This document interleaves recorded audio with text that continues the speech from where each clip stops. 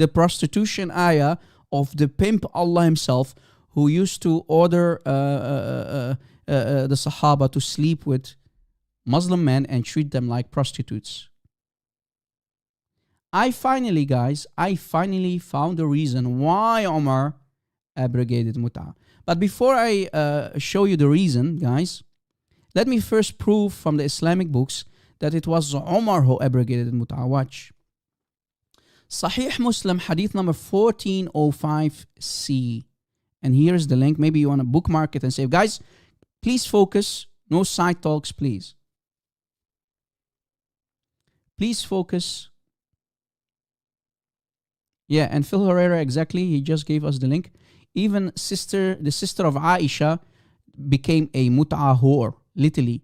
She slept with a Zubair, and the product of mut'ah, the son of mut'ah, became Abdullah bin Zubair. So the sister of Aisha did mut'ah. She became the whore of the village.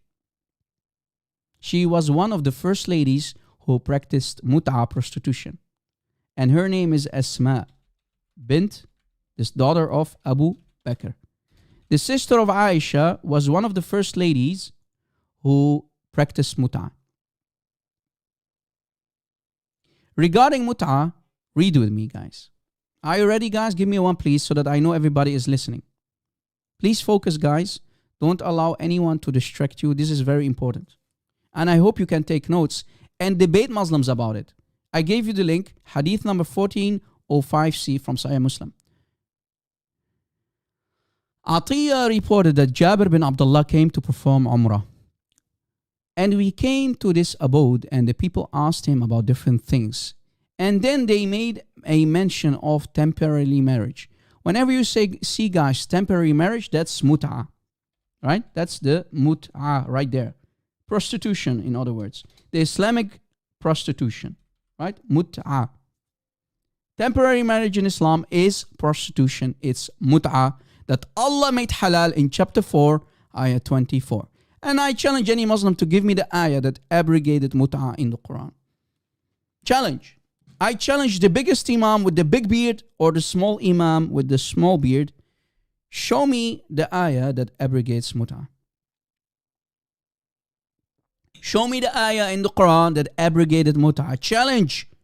I will give you $1,000 if you can show me the ayah that abrogated mut'ah. Challenge. Some people don't believe that such an ayah exists. Yeah, you're correct, because that's why I'm challenging them. So let's see who abrogated mut'ah. Read with me, guys. Continue reading, guys. Read with me. So mut'ah. The topic is mut'ah. Whereupon he said, yes, we have been practicing, we have been benefiting ourselves. Look, guys, at these trashy, filthy demons using their own sisters and mothers and aunts as whores, treating them as whores like Muhammad used to do it. Yes, we have been practicing and benefiting ourselves by mut'ah, by practicing mut'ah, prostitution, during the lifetime of the Prophet Muhammad, the evil fake prophet, peace be upon him, and during the time of Abu Bakr and Omar. Emotional, damn it. So what's going on, guys? Muhammad dies, still people practicing mut'ah when Abu Bakr becomes the first caliph, and also in the time of Omar when he becomes the second caliph of the ummah of the Islamic nation. Benefiting, look, benefiting themselves. Yeah, mut'ah is good, guys. Prostitution is good in Islam. Prostitution is good in Islam. It's halal. It's good. It's something good from Allah. And even Ali, guys, in the tafasir, Ali ibn Abi Talib, the cousin of Muhammad, says that mut'ah, prostitution, is a mercy from Allah. Allah gave a mercy, guys, and in the shape of prostitution, according to Ali. Prostitution is the mercy from Allah, guys. It's a mercy from Allah. It's a gift from Allah. Ya akhwan. Like, ya akhwan. Like, ya ikhwan, it's a mercy from Allah, according to Ali and others like Ali. Emotional damage. Sleeping with their own mothers and sisters and daughters, treating them like a bunch of whores. You see, guys, the early Sahaba, the early Salaf, the best of generations, and Muhammad called the best generations are the three first generations of Islam are the best generation, right? The Salaf, we call them the Salaf al-Salihin. They used to treat women in Islam, their own mothers and sisters, like a bunch of whores. Halal, fun, mutah, exactly. They had no honor, they had no dignity. No honor and no dignity. Why? Because exactly Islam is nothing but a satanic cult. Allah is Satan. Yeah, there's a chance, Mr. 13 above. That's actually a very good comment from you. Is it possible that some hadith or actually Quran ayahs that have been removed and made hadith? Yeah, there is a chance. Because how did Omar abrogate mut'ah? Look, it's Omar who abrogated because he was the final caliph, the second caliph who allowed mut'ah to be practiced. And guys, here is another hadith. Watch. Sahih Muslim 1405D this time. Let me give you the link. Guys, save all these links. These are very important links because Sunni claim that mut'ah was abrogated by Muhammad. They claim that mut'ah was abrogated by Muhammad. Yet what we find in Sahih Muslim contradicts that claim. We have a huge contradiction and it's in front of you. Read with me. This is the second hadith that destroyed that claim. Else we have a huge contradiction. Look, Jabir bin Abdullah reported, we contracted temporary marriage, giving a handful of tails or flour as dower during the lifetime of Muhammad. Guys, what is being said here? What is being said here, guys? The Sahaba, the companions of Muhammad, used to give women some flour, some dough, as money, in the shape of basically money for the women, giving them flour, dough as dower, right, as money for sex for a couple of days or hours. Right? Imagine I'm going to give you some flour so that you can make bread out of it, but allow me to sleep with you and treat you like a whore for, let's say, 1 day. Do you agree with it? Yes. Clap. Okay, we agree. Okay, Ayusha, I'm going to sleep with you. Are you agreeing with it? Yes, come and use me, use my body, use my vagina. And if you have pleasure, you had an orgasm, give me the flour and you go your way, I will go my way. Sex trading, exactly. Maybe some eggs. Maybe 5 cents. This is Islam? This is from God? Muslims, really? Allah allowing prostitution, mut'ah, and making it halal? You see, guys, Omar thought, and I understand why Omar had to abrogate it, because Muhammad was a filthy son of Satan, Abu Bakr was one filthy son of Satan, and even his daughter, Asma, practiced mut'ah with the Zubayr, and out of that mut'ah, prostitution, the son of mut'ah, literally guys, the son of mut'ah, one of the first son of mut'ah was who? Abdullah, the son of Az-Zubayr. Right? A product of mut'ah, literally. Now, do you understand why we call Muslims sons of mut'ah? Your granddaddies were all product of mut'ah. They were all bunch of sons of mut'ah. Hello? It's not an insult. That's what your books are saying. Ibn Abbas called Abdullah bin Zubayr a son of mut'ah. Imagine, you're a son of mut'ah. Go ask your mother, Asma, the daughter of Abu Bakr, what she did with your father. He literally said it.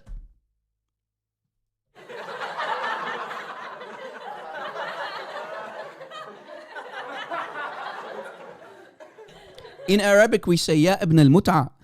You son of mut'a. So guys, Abu Bakr allowed mut'a until Muhammad allowed it. Muhammad did it. Abu Bakr did it. His daughter did it. Az-Zubair did it. Ibn Abbas loved mut'a and he practiced mut'a. Yet Umar, when he came in power as the second caliph, he abrogated it. He forbid it. You see it? Uh-oh. Uh-oh. Emotional damage. So the $1 million question is, if Umar can abrogate the mut'ah of Allah in chapter 4 of the Quran, ayah 24, فَمَا اسْتَمْتَعْتُمْ بِهِ مِنْهُنَّ فَأُوتُهُنَّ أُجُورَهُنَّ فَرِيدًا. What you have enjoyed of the vaginas of the Muslim women, bihi, the vaginas of the Muslim ladies, and you want to give them, when you climax and give them their wages, their money, Allah said, He allowed it, He made it halal. Then Umar thinks that Allah is filthy. Umar became a kafir literally. He became a zindiq for abrogating it. Since when is Umar a prophet after Muhammad? $1 million question is, who gave Umar the authority to make mut'ah haram? Who allowed Umar to forbid the mut'ah of Allah? We need to ask the question to the Muslims. Who allowed Umar to forbid the mut'ah of Allah? Did Allah send divine revelation after the death of Muhammad to Umar to abrogate his mut'ah? Because remember, mut'ah is from Allah. Mut'ah is of Allah. Right? Sunni Muslims want to convince us that Muhammad abrogated mut'ah. No, it's Umar in his time when he became a caliph. Much later after the death of Muhammad. Muslims, stop lying to us, you bunch of hypocrites. Else burn Sahih Muslim. I challenge you to burn Sahih Muslim and the rest of the tafasir books who are telling us that it was Umar who abrogated it after the death of Muhammad. So the Shia guys, Shia till today practice mut'ah, right? Shia till today treat their own mothers and sisters, their own Muslim women as whores. It's halal. They say it's halal from Allah. We don't accept Umar. We curse Umar. We curse Abu Bakr. We curse Aisha. We don't accept basically their choices. We don't agree with them. Now, do you understand why Shia till today treat, guys, sorry for the typo. Shia till today treat their own, not owned, their own Muslim women as whores. Let me remove my comment, okay. Typo, sorry for the typo, guys, but you get the idea. Now, do you understand why Shia till today practice mut'ah, prostitution of Allah? That's why. And guys, I want to thank everybody for this awesome number of crowds. We have 270 people watching. Wow, guys. Glory to Christ. Thank you. Thank you. I can't thank you enough for being here, guys. We are doing a lot of damage and Muslims are only listening from the back of the bus. My Skype is open and not one Muslim dares to call me. Oh, not one Muslim dares to call me. Look, Skype is open. Yalla ya Muslimun, call me. Here, Skype is open. Call me, man. Refute me. Am I lying? I challenge you to say, Rob Christian, you're lying. Challenge. Now, do you understand why I say there are no real men left in Islam? They are only watching and they are fully emotional damage. Emotionally damaged, guys. Thank you, Jamal. Yes, that's why we are doing this. We are here for the truth, and we're showing you that Allah is nobody else but Satan who allowed prostitution. Muhammad is the prophet of Satan. Abu Bakr is a demon, right? Omar was a demon, but he thought, hey, our nation is dying. Now, guys, Omar sensed this cannot continue. I know that Allah is Satan. I know that Allah is evil, but I have to do something about this. Our Islamic nation is becoming all sons of mutah. Mutah is being practiced by all the Sahaba. We have to do something about it. This cannot continue. Allah is a filthy son of Satan. Allah is Satan. And we all became products of mut'ah. I have to override Allah. Exactly, that's what I'm trying to say. Omar, I have to override Allah. I'm better than Allah. Literally, guys, we have to conclude that Omar was better than his Allah and Prophet. Right? Omar was better than Allah and his fake Prophet Muhammad. Omar is better than Allah, yes. And he's better than Muhammad because Muhammad loved mut'ah. He loved prostitution. Now, guys, I want you now to take notes and maybe you can take a screenshot. Look. I took a screenshot from that hadith, the earlier hadith, right, guys? Here, same hadith. Screenshot. And I put this. Notice, when Omar forbid it, mut'ah was still halal for 4 years in the time of Omar. Guys, Omar, take a screenshot. Sorry, let me remove the comment. Notice, Omar was 4 years in power. He already became a caliph. And for 4 long years under his rule, mut'ah is still halal. After 4 years, Omar makes it haram. Did you catch it? This is very important. Omar didn't forbid mut'ah. What I'm trying to say is, Omar did not immediately forbid mut'ah, prostitution, when he became a caliph of the ummah. Right? That is what I'm trying to tell you. He abrogated mut'ah of Allah after 4 years. After 4 long years. Damaging. So he waited 4 years. Why was Omar waiting? Why was Omar waiting all that time? Was he scared to be killed? Was he scared to abrogate the mut'ah of Allah?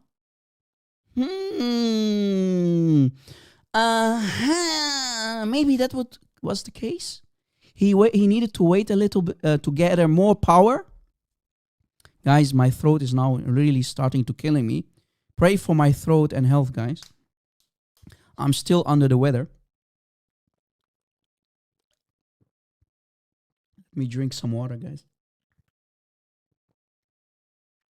I need to... guys, 2-minute breaks. Please don't go anywhere. I'm not finished. Don't go anywhere. Small drinking break. I need to go and take my medicine for my throat. Be right back. Please don't go anywhere. I'll be back. Don't go anywhere. I'll be back. See, guys, I go and take a small break and people are leaving. At least 12 people left. At least. People have no patience, man. People have no patience, man. Yeah, drink some Zamzam water, RC. You'll feel much better. Yeah, as if there's something called real Zamzam water. Guys, a lot of people, especially Muslims who believe in that nonsense, Muslims are getting scammed online, for example, when they sell these bottles. They put a label on it. It says real Zamzam water. It's actually normal water. And they sell it for a lot of money. There's nothing called Zamzam water, man. Anyway. Now, guys, since we showed you that it was Omar who abrogated mut'ah, focus, guys, please. Notice, like I said, mut'ah, prostitution, was halal for the first 4 years in the time of Omar. After 4 years, Omar, I think I have to conclude that Omar became powerful enough to abrogate the mut'ah because he was being a witness, an eyewitness that the ummah was destroying itself with mut'ah. All of these children, all of these offsprings were a bunch of sons of mut'ah. Omar thought, hey, this cannot this cannot continue like this. I have to abrogate the mut'ah of Allah and Muhammad. So basically, Omar became much better than Allah. Omar has much more morality than Allah because Allah allowed mut'ah. It's a divine gift. It's the mercy of Allah. Mut'ah is the mercy of Allah, ya akhwan. So guys, I found finally, I was looking for it for a long time. I've always asked myself, what could be the reason? What is the reason behind the choice of Omar to finally forbid Allah's mut'ah in chapter 4, ayah 24? Why? Why he had to do it? I already basically told you to reason, but let's see what the Islamic books are saying. What did the Islamic books say? What was one of his reasons? Does anyone know the reason? Have you, Phil Herrera? I know you have gathered a lot of information in the past. Phil Herrera, are you there, Phil Herrera? Or others like Phil Herrera? Do you know why Omar bin al-Khattab forbid the practice of mut'ah, prostitution? Player Faint says Omar was impotent. No. Phil Herrera, you don't know? Phil Herrera, come on. I thought you know, man. Phil, do you know? If you know, just give us the spoiler. No problem. I'm not going to crucify you for it. Don't worry, brother. Don't worry.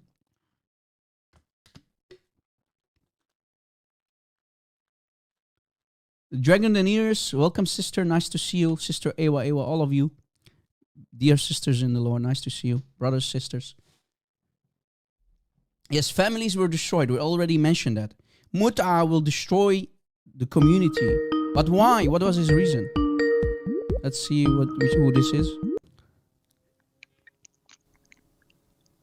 Hello?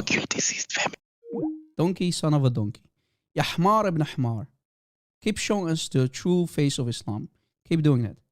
Yeah, families were destroyed. We know that. We have to take that conclusion. I mean, if everybody is doing mut'ah, eventually, I mean, that's not healthy, man. You are treating your old women as whores.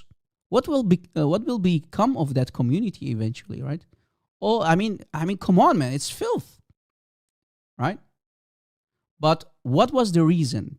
What was that main reason of Omar for him to think, hey, enough is enough. I have to forbid mut'ah of Allah. I have to abrogate the Quran. Anyone has seen it in the books? Mr. Chu, I have permanently banned him, but he keeps continuing creating new accounts. And every time he creates a new account, I ban him. This guy has more names than Allah. He has more accounts than Allah himself. Do you understand what I'm... don't you think that I'm banning these people? Of course I'm doing that. But they have more accounts than Allah. Every minute he creates a new account. What I'm going to do about it? I can only continue blocking the new account. And he's showing us that Muslims are too embarrassed these days. No, it's not Ibn Zubair, no. You're very close though, Mr.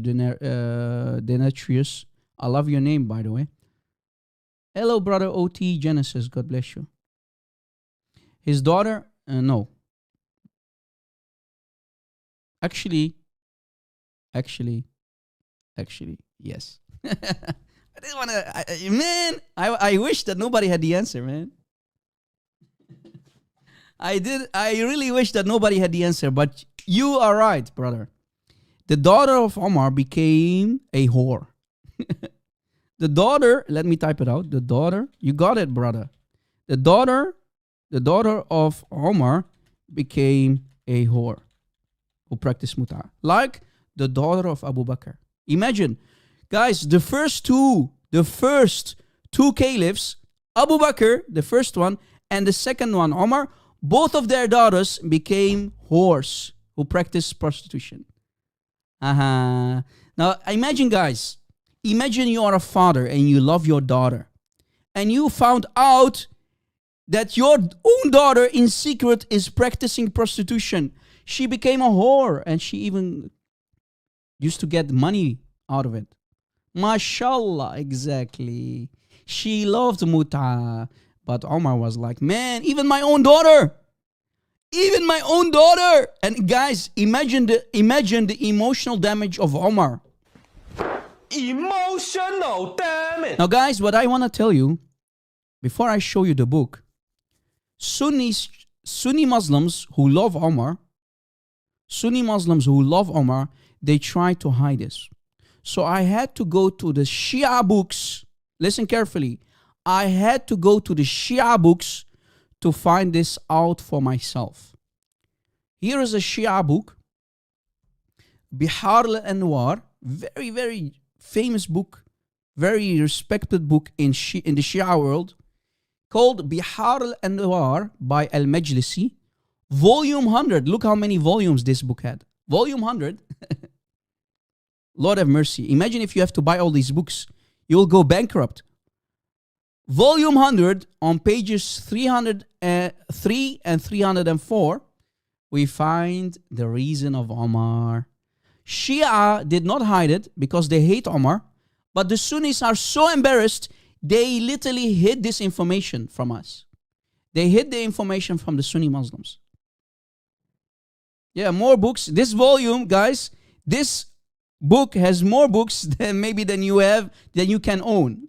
So on volume 100 of this book series, multi-volume book, on page 303 and 304, we find the reason of Omar, why he chose to forbid mut'ah when he became the Amir al-Mu'mineen, the Caliph of the Ummah, the Prince of the Ummah, he himself, Omar. He found out that his daughter became a whore. Watch. Bihar al-Anwar, volume 100, page 303 to page 304. He, Imam as-Siddiq, says, guys, focus please, focus. Damaging. So the remaining Muslims performed mut'ah during the lifetime of the Prophet in Hajj. So in Hajj also, both the pilgrims and others practiced mut'ah in the time of Muhammad during Hajj. And during Abu Bakr's time, they practiced mut'ah, and 4 years during the Umar's time. So guys, if you're seeing what I'm seeing, even during the time of Umar being a caliph, mut'ah was practiced by the Sahaba, right? And their children, all right? Everybody was practicing mut'ah. But after 4 years, Umar thought, enough is enough. I have to do something about it. I have to abrogate this. Guys, this is very important, right? This is very important. This is crucial information about mut'ah. So let's see what happened next. Until Omar entered upon, it's a sister, sorry guys, not his daughter, sister. I even forgot it. So he found out that his sister, not daughter, so you're not correct, brother, OT Genesis, one of the admins. He found out that it was his sister, not his daughter. Guys, glory to God, we are correcting ourselves. I forgot. I thought that it was his daughter. It was his sister. Okay. You confused me for a second, brother. I got confused because of your answer. It was his sister, Afra. So guys, not the daughter. Please forgive me for that mistake. It was not his daughter. It was the sister of Omar who became a whore. Right? She is the one who practiced mut'ah. And we even know her name. Her name is Afra. So when Omar entered upon Afra, finding out that his sister practicing mut'ah, whereupon he saw a product of mut'ah, a son of mut'ah, a child of mut'ah, her own child that he saw in her lap. And he thought, hey, I never gave you for marriage. So in secret, guys, he finds out that his sister was practicing mut'ah behind his back, and she was even breastfeeding that child, the son or the daughter of mut'ah. So guys, the sister of Omar herself, Afra, practiced mut'ah, like the daughter of Abu Bakr, Asma bint Abu Bakr. And he saw her breastfeeding the child. So he looked at the milk on the child's mouth and he became angry. He trembled with fear and he was really agitated. Who? Omar. And then look what he does, guys. He takes the child out of her hands and he went out until he reached the mosque and went on the mimbar. Guys, the mimbar is what Muslim imams, let's say, or scholars climb to give a khutbah, a speech, right? Let's say on Friday, during Fridays, right? So he climbed on the mimbar and he started to talk to the crowd. He said, call the men to the congregation prayer. And it was not the time of prayer. Omar he didn't call the men to pray. No, he called them for a personal matter, as you see. That's when the people found out, they knew that it was a personal matter of Omar. So the people came and Omar said to the people, O people of the Hijrah, meaning the people who migrated from Mecca to Medina with Muhammad. And he addressed also the Ansar, the helpers of Medina. They are called Ansar, the helpers. And the descendants of Qathan. Okay, which one of you want to love to see one of the women who are forbidden to him, i.e. his sister, mother, etc.? While she has a child like this, and he's showing the child, right, the product of mut'ah, the son of mut'ah or the daughter of mut'ah of his own sister, Afra. So he say, look at this child. This child is a product of a whore. My own sister was a whore. And this child of her, this child is a son or daughter of mut'ah. Takbir! Takbir! Emotional damage. So look, my sister is a whore, Omar basically says. Look at this child. This is a child of a whore, he said basically. And he's pointing fingers. Example, this child. You see this child? Who my sister, gave birth to and is suckled on her breast, literally on her tatas, and she is unmarried. Is it? She became a whore. The people said yes. So, they are scared of Omar. Remember, Omar is very angry, guys.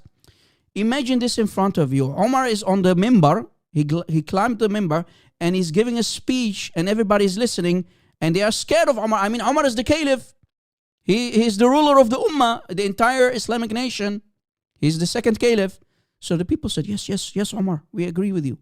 He said, I went and entered upon her, his sister Afra, on this hour, and I found this child on her lap. So he's describing to the people who are listening what happened, what he found. He found out that his sister practiced mut'ah and made her swear, how did you get this child? Oh, my sister. And she said, I did mut'ah. I did mut'ah. Imagine the emotional damage. Imagine the emotional damage of Omar finding out that his sister did mut'ah. Emotional damage. So know, O people, Omar continues, he's talking still to the people. So know, O people, O Muslim nation, that this mut'ah was halal for Muslims during the lifetime of Rasulullah. But now Omar, and here is the damaging part in the end, even Omar confirms that he is the one who forbidden the mut'ah of Allah from the Quran in Surah An-Nisa, chapter 4, ayah 24. But now Omar, declare it haram.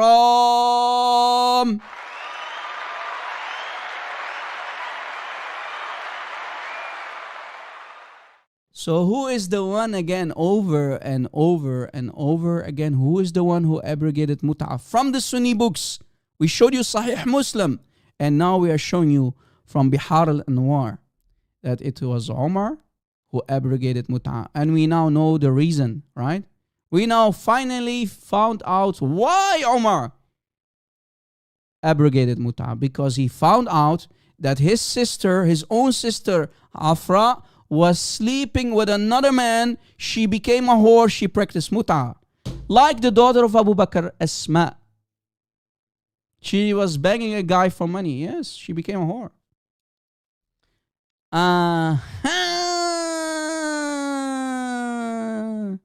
So Omar has had his own personal reasons for it. It was a family. It was a family issue. It was a family issue.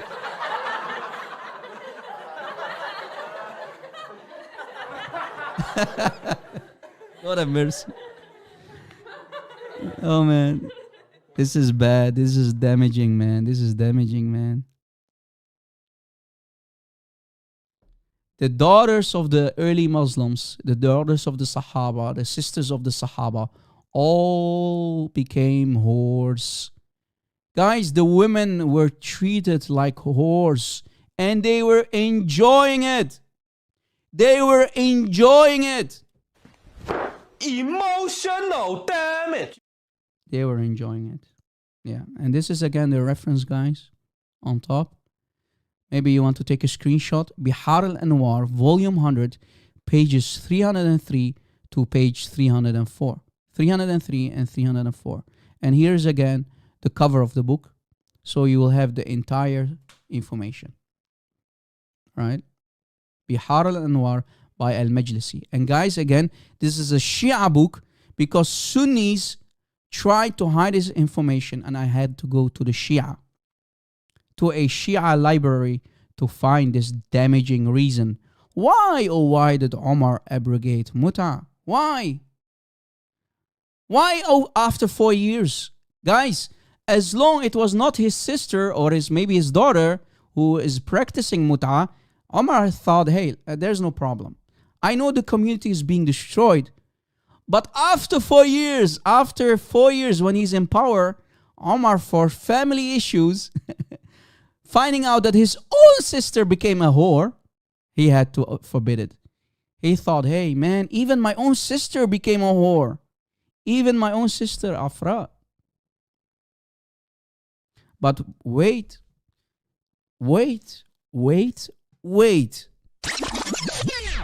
Did Allah make Omar a final prophet? Did Omar become the prophet, the seal of all the prophets after Muhammad?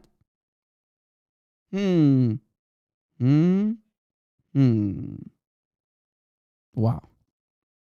Even someone like Omar can abrogate Quran. Surah An-Nisa, chapter 4, ayah 24. I hope, guys, you are enjoying this barbecue. I am destroying the Sunnis left and right. Shia love Mufti.